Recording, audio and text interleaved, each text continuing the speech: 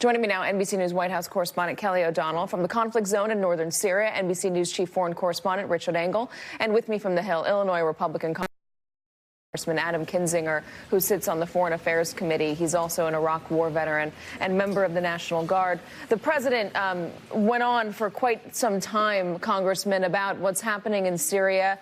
He said we're 7,000 miles away. It's not our war. We don't need to be there. It should be Russia's responsibility. It should be Turkey's responsibility. Everybody hates the United States. Turkey maybe less so. The Kurds aren't angels. He's not worried about ISIS. What is your response? Is that question for me? I've been talked over, but I'll say if it is, look, it's not something I agree with. I think, when you think about where the United States stands, the role we've played, especially since World War II, the post-World War II order, the fact that we talk about our manufacturing in this country, and that came because basically we inherited the German and Japanese supply chain after the World War II, we see that role America plays. So this idea, this change of this doesn't involve us, this doesn't concern us, whether it's a slaughter of Turkey giving Russia back basically Syria and ceding that area to them. I don't understand where it comes from. America needs to realize we play an important part of this in this world, and this, frankly, backing away that we did in Syria is embarrassing, disheartening, and I think it shows a lot of weakness. What should the president be doing right now? Well, I think reverse course. He's not going to do that. At least the best we can do is try to negotiate some sort of ceasefire. But once we pulled our troops out and once we abandoned our bases, we lost our leverage. So having a presence in Syria is what gives you leverage to be able to negotiate a solution. We had a pretty good solution, frankly, between the Kurds and the Turks with this buffer zone we were dealing with. I don't know what we can do much past here. We're going to do these sanctions. We're going to condemn it. I'd love to see the president get back into engaging and protecting, but I'm, not overly optimistic right now, unfortunately. Do you know what's motivating the president? I don't. I guess it's this idea of getting out of endless wars that he thinks is a campaign promise. His biggest campaign promise was defeating ISIS. And frankly, we had, whether it was 25 or 50 troops or the whole 1,000 we had in Syria, they were preventing a war. That is an example of stopping endless wars, having that presence there. So I don't know, except maybe kind of an impulsive decision at a moment when he talked to Erdogan, thinking that he wasn't going to launch this war the next hour, basically, after that discussion. Congressman, hang with us. I want to go to Richard Engel, who is overseas for us right now. Richard, what are you seeing there today?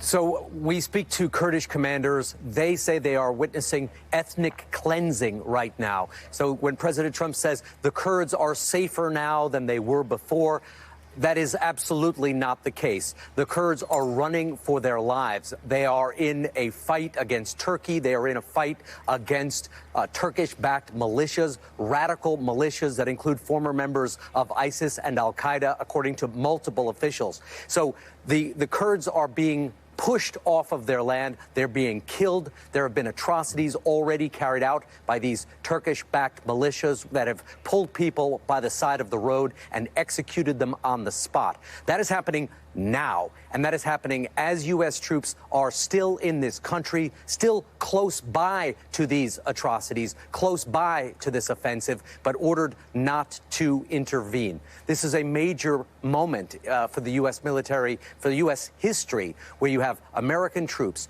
armed, ready to go, who are not helping an ally because they are ordered not to. They are ordered instead to consolidate their forces and pull out of the country as the Kurds try to push back against Turkey. So the Kurds have now reached out to their old adversary, the government of President Bashar al-Assad and his army, which is backed up by Russia. So we're seeing Assad and Russia moving into this gap, helping the Kurds to a degree as U.S. forces are watching their allies from the confines of their bases, their dwindling number of bases because they are consolidating them, watching their allies being attacked, killed, and driven off their land. And yesterday you were telling us the president had a conversation with the Kurdish commander. Can you give us more about that today, Richard? So the Kurdish commander here, the overall commander of all Kurdish forces, General Mazloum Kobani, he spoke with President Trump. President Trump did 2 phone calls that evening. He spoke with the Kurdish commander. He also spoke with President Erdogan. The Kurdish commander told me that in that conversation, President Trump promised him that the Kurds would be safe, that the general's own hometown would be safe. That general's hometown, by the way, is called Kobani. That place has not been directly under attack, but it has been strangled. Many people have left. And we've heard just in the last several hours that Syrian government forces, backed by Russia, moved into that town. So the generals, I asked the general, is the president keeping his word to you that Kurdish areas would be safe? And he said, well, I think the president wants to keep his promise, but if you look at what is happening on the ground, he is not. And I said, who's the biggest beneficiary of all this? He said, Russia is the biggest beneficiary of all this. So the Kurdish commander here saying that the president didn't live up to his word, as right now there is this campaign, this exodus from Kurdish areas, some people heading into government-controlled areas controlled by the Assad regime, some heading to the Iraqi border, and the Turkish advance continuing, even though there is this diplomatic mission of Vice President Pence and the Secretary of State heading to Turkey to try to convince them to slow down the offensive. If anything, the offensive has picked up by Turkey and its militias. So when President Trump says, oh, the Kurds are safer today, they're better off, that is not at all what is happening here in northern Syria. Congressman, I have 2 questions for you on what Richard was just saying. Number one, why does it seem that a lot of Donald Trump's foreign policy decisions seem to benefit Russia? Do you have any idea? No, I don't. And, look, I mean, he's been tough in areas like eastern Ukraine and on sanctions on Russia in some areas. But this kind of stuff doesn't make sense, especially when one of the main pillars of the national defense strategy is re-engaging in this great powers competition against Russia and China and understanding that we lost ground to it. We have just ceded in a moment a massive territory to Syria. And it doesn't fix things to say, well, good luck, Russia. Now you're in a quagmire in Syria. Russia knows how to extract themselves. And frankly, they don't care if they rebuild the country, but they have a military presence in the Middle East now for the first time in decades. So, no, I don't understand it. I don't understand this decision. And I think we have a crisis in confidence in this country where we don't realize what we're capable of. And I think if the president thought that Turkey was going to overrun 50 American soldiers, he could have easily said, let me tell you something, President Erdogan, you're not, and I will protect them. And it never would have happened. And what would you say, Congressman, you're a veteran, what would you say to the troops out there as they abandon their allies, as they abandon the Kurdish forces? Well, it makes me sad. And because, look, it's one thing. I mean, policy decisions are policy decisions. They're tough.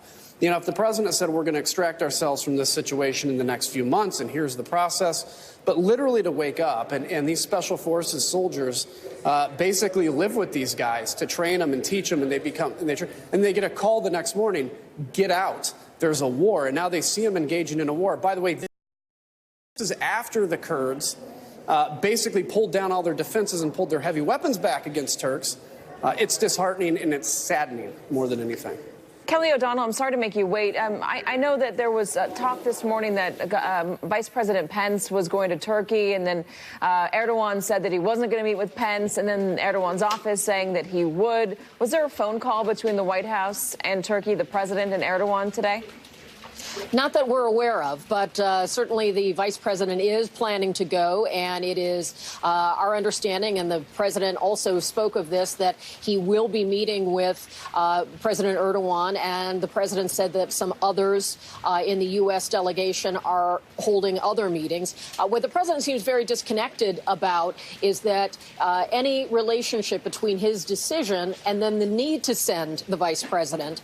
He didn't address that today, just saying that he hopes that Vice President Pence can be influential in stopping Turkey. But again, disconnecting that from his own decision, he rejected the characterization that he had somehow green-lighted Turkey's actions by his conversation previously with Erdogan and his decision to pull back from U.S. presence there. He seemed to take great pride in the fact that the U.S. Personnel are safe and are protected, but very disconnected from the impact on Kurds Kurds and repeatedly referring to them as not angels, as if that explains any of this. It also seems to be very much the president's emphasis on this being a campaign promise. We have seen that other promises made, like building of the border wall with Mexico, is something he doesn't have unilateral power to simply get done on his own, although he would argue some of that's being built now. He doesn't have direct and complete control over the economy, and the economy's had some rough spots. But as commander-in-chief, he does have the ability, on his word alone, to bring U.S. forces out. It seems he is trying to deliver on one of those promises, even with the inherent dangers that may come with it. Katie? Kelly, let me play one more soundbite from this is Donald Trump talking about the Kurds in the Oval Office next to the Italian leader. Let's play it. Syria also has a relationship with the Kurds, who, by the way, are no angels, okay? Who is an angel? There aren't too many around. I'm sorry, that wasn't it. I'll just read it to you. The Kurds know how to fight. As I said, they aren't angels. They aren't angels if you take a look. You have to go back and take a look. Syria may have some help with Russia, and that's fine. It's a lot of sand. They've got a lot of sand over there, so there's a lot of sand they can play with. Congressman, I know I've asked you about his motivation. I understand that he campaigned on getting out of war zones, pulling American troops out. I understand that. What I'm having a hard time understanding is why he speaks so callously about the ongoing conflict there and so callously about our allies. Yeah, I don't understand it, and it violates the party that I, when I was 6 years old, I was attracted to the Republican Party, which is weird for a 6-year-old. But I love this party because it stood for American greatness and because we understood the power that America can harness, not for our own selves, but for good. This is a complete, utter violation of that. I mean, it's one thing to say we're making a strategic decision to leave. It's another thing to basically say that the future of the Kurds, oh, well, they're bad people anyway. Look, there's complication within the Kurdish community, no doubt. But there are a lot of innocent men, women, and children over there. And I'll tell you, all this talk about, well, we want to protect the military. We want to protect the military. Yes, we want to protect the military.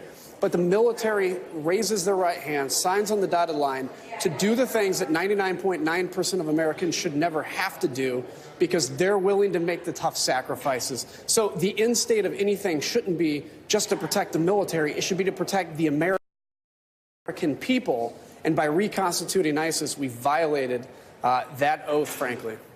One other question before we have to go, and this is on impeachment, Congressman. Do you see these two stories, these two crises, converging at some point? Because they both, the Ukrainian question about investigating 2016 and this idea that CrowdStrike's server was in Ukraine in order to let off Russia for the 2016 interference in our election.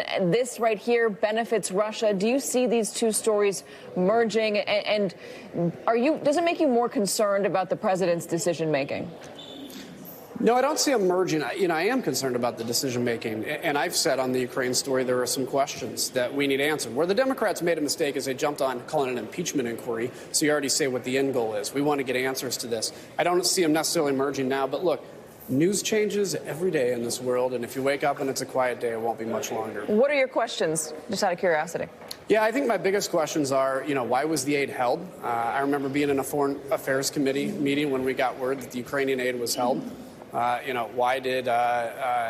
was Giuliani doing on those trips? Who was he talking through? I think those are answers we need questions to. The problem is, again, we can get into all the process, but this either needs to be entirely behind closed doors or totally in the open.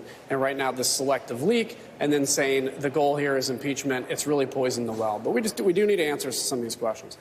Congressman Adam Kinzinger, thank you so much for your time. Kelly O'Donnell, thank you as well. And thank you to Richard Engel, who had to run.